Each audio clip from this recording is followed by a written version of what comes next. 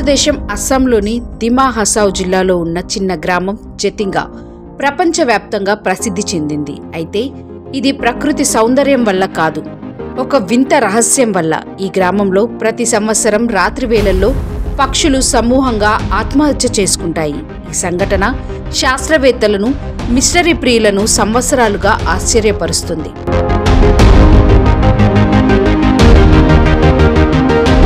పర్వత ప్రాంతంలో ఉన్న ఈ గ్రామం సుమారు 1100 మీటర్ల ఎత్తులో ఉంది. ప్రతి సంవత్సరం సెప్టెంబర్ నుంచి నవంబర్ నెలల మధ్య మాన్సూన్ వర్షాలు తగ్గిన తర్వాత చంద్రకాంతి రాత్రుల్లో విచిత్ర సంఘటనలు జరుగుతాయి. సాయంత్రం 6:30 తర్వాత దట్టమైన పొగమంచు వ్యాపించినప్పుడు దశల సంఖ్యలో పక్షులు గ్రామానికి ఎగిరి వస్తాయి. ఆ తరువాత వీధి దీపాలు లేదా ఇళ్ల కాంతికి దూకి మరణిస్తాయి.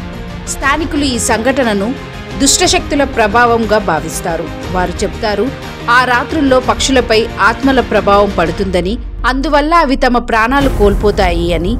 ఈ విశ్వాసం వందల ఏళ్లుగా కొనసాగుతుందని అంటారు.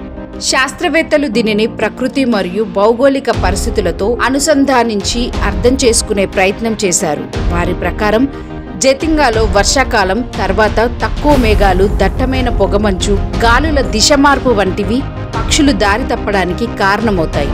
పక్షులు రాత్రి వేళల్లో కాంతికి ఆకర్షితమై చెట్లు, ఇళ్ళు, విద్యుత్ దీపాలకు ఢీకొని చనిపోతాయి. ఇవి సాధారణంగా చిన్న పక్షులు గాలులు ప్రభావంతో గ్రామం మీదుగా వస్తాయి. అంటే ఆత్మహత్య కాదని, ఇది ప్రకృతిలో జరిగే భ్రమిత ప్రవర్తన అని శాస్త్రవేత్తలు చెబుతున్నారు. ప్రసిద్ధ పక్షి శాస్త్రవేత్త సాలిం అలీ 1960లలో ఈ ఘటనను పరిశీలించారు.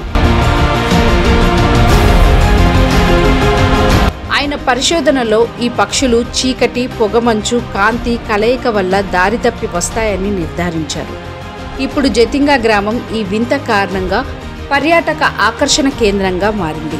ప్రతి సంవత్సరం పక్షుల కాలంలో పర్యాటకులు ఈ రహస్యాన్ని ప్రత్యక్షంగా చూడడానికి వస్తారు. అయితే ప్రభుత్వం మరియు పర్యావరణ సంస్థలు పక్షుల ప్రాణాలను కాపాడేందుకు వెలుగులను నియంత్రించడం వంటి చర్యలు తీసుకుంటున్నాయి. జతింగా పక్షుల రహస్యం మనకు ఒక పాఠం చెబుతుంది. ప్రకృతిలో ఇంకా ఎన్నో మిస్టరీలు మనకు అందని విధంగా ఉన్నాయి. పక్షుల ఆత్మహత్యల వెనుక ఉన్న నిజం ఆధ్యాత్మికమా లేక శాస్త్రీయమా అనేది మనం ఎలా చూడాలో ఆధారపడి ఉంటుంది. జతింగా ప్రకృతి యొక్క వింత మాయ లేదా శాస్త్రం చెప్పలేని రహస్యం. మరి దీని మీద మీ అభిప్రాయం ఏంటో కామెంట్ రూపంలో చెప్పండి.